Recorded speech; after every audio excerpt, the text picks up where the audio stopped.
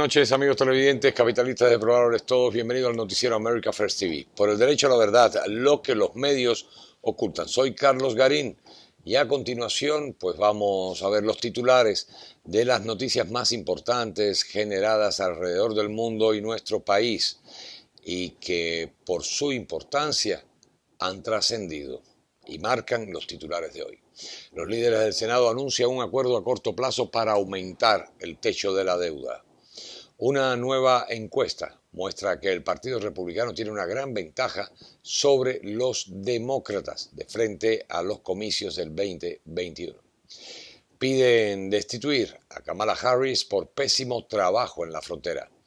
Detienen a 51 inmigrantes al presionar al usurpador y a su número 2. Un equipo de élite asegura haber identificado al asesino del Zodíaco.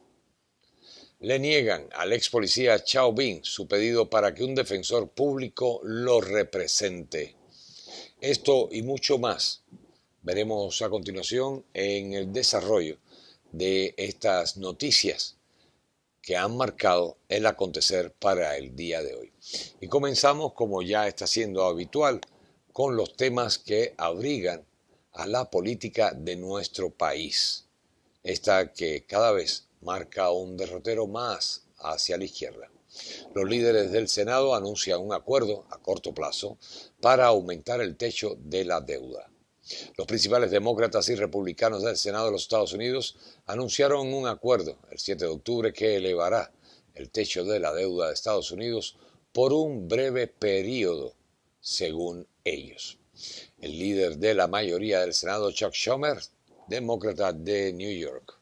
El líder de la minoría del Senado, Mitch McConnell, republicano, concretaron el acuerdo después de que los demócratas se negaran a plegar el tema del límite de deuda en un paquete presupuestario gigantesco que esperan sea aprobado en el Congreso con o sin votos republicanos.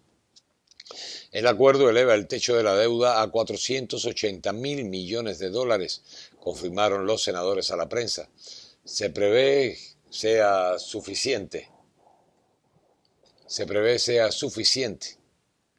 para financiar los préstamos del gobierno hasta el 3 de diciembre. McConnell dijo en la sala que el acuerdo se alcanzó después de horas de negociaciones nocturnas y el acuerdo evitará al pueblo estadounidense una crisis fabricada. Por otra parte, una nueva encuesta muestra que el Partido Republicano tiene una gran ventaja sobre los demócratas en dos temas fundamentales.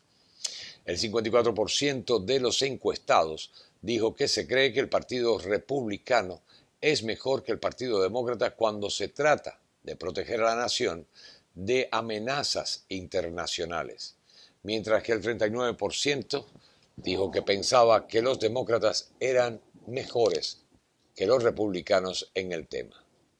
Sobre asegurar que la nación sea próspera, los republicanos tenían una ventaja de 9 puntos sobre los demócratas, 50% contra 41%. Sin embargo, cuando se les preguntó qué partido puede manejar mejor el problema que considere más importante que enfrenta el país, los encuestados estaban divididos por un 41% a favor del Partido Republicano y un 38% a favor de los demócratas.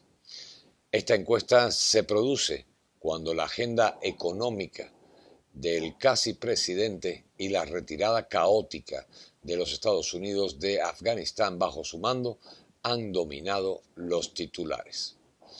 A medida que los republicanos trabajan para recuperar la Cámara y el Senado, es especialmente importante que se concentren en estos temas claves. En las elecciones del 2020, los informes revelaron que problemas como restar fondos a la policía terminaron costando más escaños a los demócratas. En otro ámbito noticioso, pues vemos que piden destituir a la vice Kamala por un pésimo trabajo en la frontera. Y este llamado ha llegado de parte del señor senador estadounidense Marco Rubio, republicano de la Florida, junto a otros colegas del Senado. Enviaron una carta a Sleeping Joe solicitando que reemplazara a la vicepresidenta Kamala Harris por su incapacidad para detener el flujo de inmigrantes ilegales a los Estados Unidos y de trabajar con los países vecinos con el objetivo de asegurar la frontera. De acuerdo a los firmantes, debido a las acciones de la administración actual, durante el año pasado hubo un aumento del 317% en los encuentros en la frontera. Anoche, Rubio destacó la crisis migratoria histórica y actual en una entrevista con Fox News Prime Time, señalando que si Kamala es la que está a cargo de esto, necesitan encontrar a alguien que sea al menos más capaz, eficiente y rápido. Se unieron a Rubio para enviar la carta a los senadores Thom Tillis, Marsha Blackburn, James Lankford, John Boozman, John Barrasso, James Inhofe, Bill Hagerty, Lindsey Graham, Rick Scott y Roger Wicker. Vamos ahora a un corte comercial y enseguida regresamos con más información aquí en su noticiero America First TV. Ya volvemos. En las noticias locales, un sujeto acusado de matar a 3 compañeros a batazos en Florida confesó que lo hizo porque lo violaron. Un electricista acusado de matar a 3 compañeros de trabajo que estaban con él en una asignación laboral en una localidad del centro de Florida, le dijo a los detectives que lo hizo porque sus colegas lo habían violado.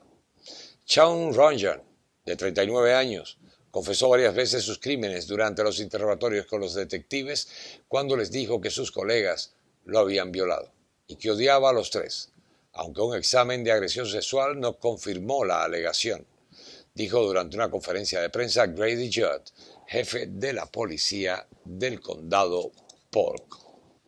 De acuerdo con Judd, Runyon y sus colegas estaban en el centro de la Florida para hacer trabajos en una compañía de trabajos eléctricos localizada en Bethlehem, Pensilvania, que había sido contratada por la cadena de supermercados Publix. El medio hermano de Runyon es el dueño de dicha compañía. La información plantea, según él, que fue violado y por eso tomó la revancha cuando tuvo la oportunidad. En este momento está acusado y retenido Runyon en espera del resultado de las investigaciones. Por otra parte, también detienen a chicos de entre 13 y 17 años por amenaza de tiroteo en escuela en la Florida. 2 estudiantes de 13 y 17 años fueron detenidos y acusados ante la justicia este jueves, después de que la policía los identificara como presuntos autores de una amenaza de tiroteo en un instituto de enseñanza media del condado Martin, situado en la ciudad de Stuart, en el este de la Florida. La policía halló un arma de fuego en el dormitorio del menor de los 2, según la oficina del alguacil del condado. El chico de 13 años fue acusado de posesión de arma de fuego y el de 17 por haber publicado una amenaza por escrito en las redes sociales.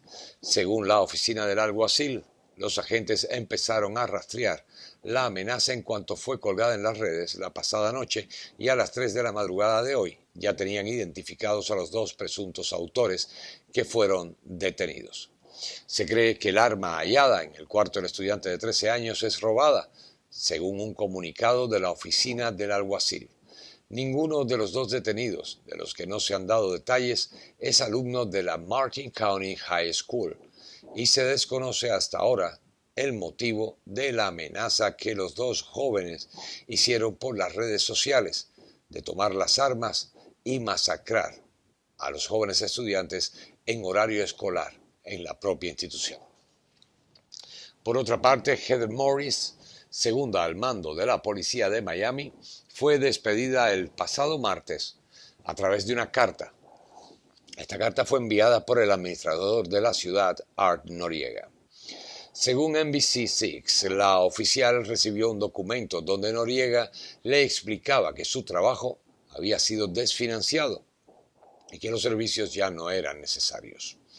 Morris, la primera mujer en servir como subdirectora de policía en la historia del departamento, se desempeñó como comandante de asuntos internos del hoy jefe de la policía de Miami, Acevedo, cuando estaba en Houston. Por otra parte, el comisionado Joe Carollo señaló que los comisionados tomaron la decisión de eliminar el puesto de Morris por unanimidad para reducir los fondos de 5 jefes adjuntos a 4. La comisión de Miami, con Carollo al frente, expresó que si no fuera por cerrar la boca, agregando su preocupación por el desempeño del jefe apenas unos meses después del mandato o de la asunción al mandato por parte de Acevedo. Los comentarios muy públicos, personales e insensibles que impregnan los medios nacionales han disminuido la moral de los oficiales y continúan amenazando la confianza del público en la capacidad del Departamento de Policía de Miami para llevar a cabo directivas relacionadas con la seguridad pública. Esto se lee en la carta que fue enviada al jefe de la policía. Por el momento nos vamos ahora con las noticias nacionales, las más importantes dadas en el país en las últimas 24 horas y que por eso han trascendido a los tabloides y los medios de desinformación masiva, aquellos que osan publicarlo. Detienen a 51 inmigrantes al presionar a Biden y Harris. Decenas de inmigrantes y aliados defensores de derechos civiles realizaron el día de ayer una manifestación frente a la Casa Blanca para presionar a la vicepresidenta Kamala Harris, quien fue determinada como jefa del problema migratorio por su jefe Sleepy Joe, y las combinaban a que metiese la mano en la decisión del Senado a fin de integrar la ciudadanía para indocumentados en el paquete de reconciliación. En el acto, 51 inmigrantes y aliados fueron arrestados por desobediencia civil al exigir la ciudadanía para millones. Esto es lo que indica la organización CASA y por supuesto lo que publican los medios. Lo cierto es que se tornaron violentos y extremadamente agresivos. Estas manifestaciones comenzaron en la noche anterior, cuando los inmigrantes, en su mayoría jóvenes, protestaron en la Plaza Lafayette, frente a la Casa Blanca, para que el Senado apruebe reformas que abran la senda a la ciudadanía para millones de inmigrantes. Por otra parte, un equipo de élite asegura haber identificado al tan buscado asesino del Zodíaco. Según las declaraciones de la policía, se llamaría Gary Francis Post. El asesino del Zodíaco es quizás uno de los homicidas en serie más famosos de los Estados Unidos y del mundo, gracias a la popularidad que tuvo su historia por una película protagonizada por Jake Gyllenhaal, Robert Downey Jr. y Mark Ruffalo, en la que se mostraba los intrépidos acertijos y pistas trampa que el escurridizo criminal dejaba a los detectives que lo buscaban. Han pasado décadas y la identidad del asesino del Zodíaco nunca ha podido ser revelada, y aunque se han dado cientos de posibles sospechosos, ninguno de ellos ha logrado reunir todas las características para ser identificados sin atisbo de duda. Hace unos días se está escribiendo un nuevo capítulo de esta longeva historia, pues un nutrido grupo de detectives identificados como los Case Breakers, o sea, resolvedores de casos en español, afirma haber encontrado la identidad del asesino del Zodíaco. Los investigadores dicen que el hombre que aterrorizó el área de San Francisco a fines de la década del 60 fue Gary Francis Post. Sin embargo, la policía nunca lo atrapó y hasta su muerte en 2018 siguió libre. Post eludió con éxito a las autoridades no solo en el área de la bahía, sino que también cometió un asesinato a cientos de millas de distancia, un crimen que no estaba en lo absoluto relacionado hasta ahora con la saga de asesinatos del asesino del Zodíaco. Por otra parte, le niegan al ex policía Chao Bin, uno de los ejecutores del arresto de George Floyd, su pedido para que un defensor público lo represente. No sabemos si esto es violación de los derechos constitucionales o está dentro del marco de la ley. La Suprema Corte de Minnesota negó el miércoles el pedido del ex policía Derek Chauvin para que un defensor público lo represente en sus apelaciones contra la condena por la muerte de George Floyd. La Corte dijo que Chauvin no pudo establecer que merece un defensor público, pero según la Constitución, todos merecen una defensa justa.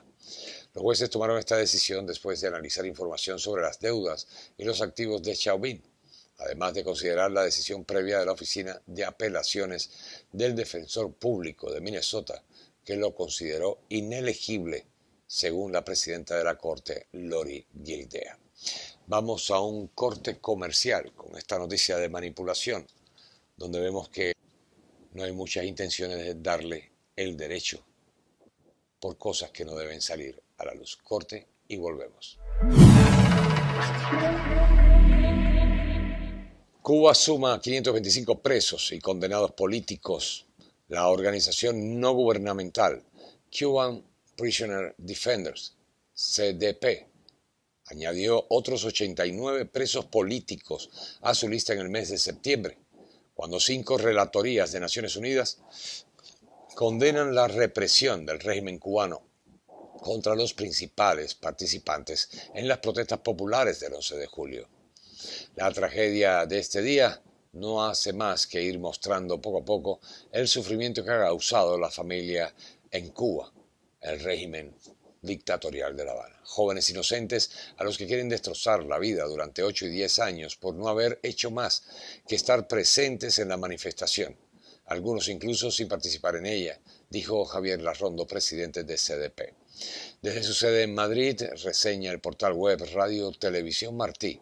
Según Prisoner Defenders, en los últimos 12 meses han formado parte de su lista 525 presos y condenados políticos en Cuba.